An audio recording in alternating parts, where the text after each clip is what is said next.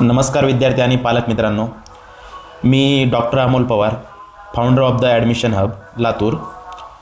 तर विद्यार्थी मित्रांनो आणि पालकगणांनो, आपल्याला माहीतच आहे की BMSचे फर्स्ट, सेकंड आणि थर्ड राऊंड झालेले आहेत महाराष्ट्रातले.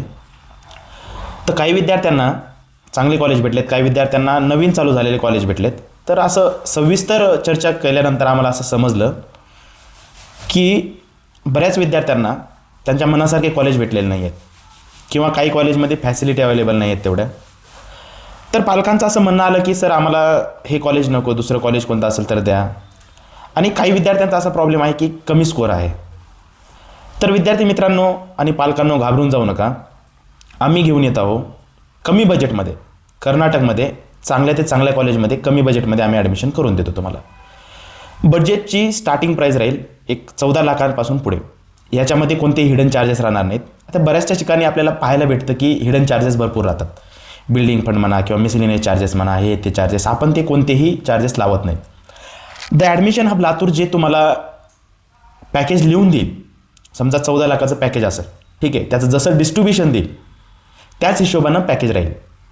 त्याच्यामध्ये काही चढउतार होणार नाही तुमचं जोपर्यंत डिग्री होत नाही तोपर्यंत.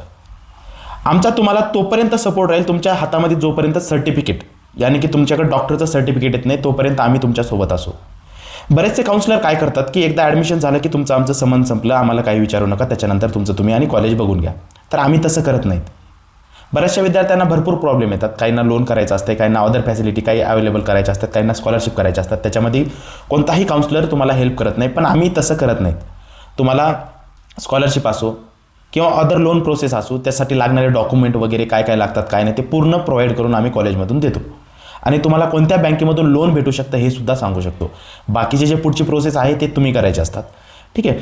तर सर्वांना विनंती आहे की घाबरून जाऊ नका. ज्या विद्यार्थ्यांना 250 260 याच्या खाली स्कोअर आहे त्यांनी महाराष्ट्रामध्ये वेट करू नका.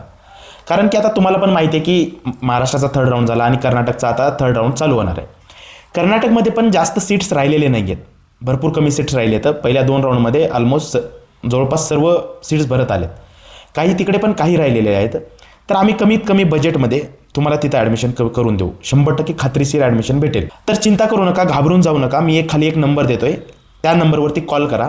मी किंवा माझ्या टीममधून कुणी ना कुणी तुम्हाला संपर्क साधेल आणि योग्य ते मार्गदर्शन करून योग्य ते कॉलेजमध्ये तुम्हाला ॲडमिशन करून देईल. अशाच पुढील माहितीसाठी माझ्या चॅनलला तुम्ही सबस्क्राईब करून ठेवा, जेणेकरून मी जेही नवीन व्हिडिओ टाकेल, जे की महाराष्ट्र असो किंवा अदर स्टेट असो, कोणत्याही स्टेट विषयी असो, प्रायव्हेट ॲडमिशन असो किंवा महाराष्ट्रातले काउन्सिलिंग असो, त्यासाठी तुम्हाला जी माहिती आहे ती माहिती भेटेल. त्यासाठी तुम्ही माझ्या चॅनलला सबस्क्राईब करून ठेवा, नोटिफिकेशन ऑन करून ठेवा. जेव्हा मी व्हिडिओ टाकेल तेव्हा तुमच्यापर्यंत ते पोहोचेल. धन्यवाद.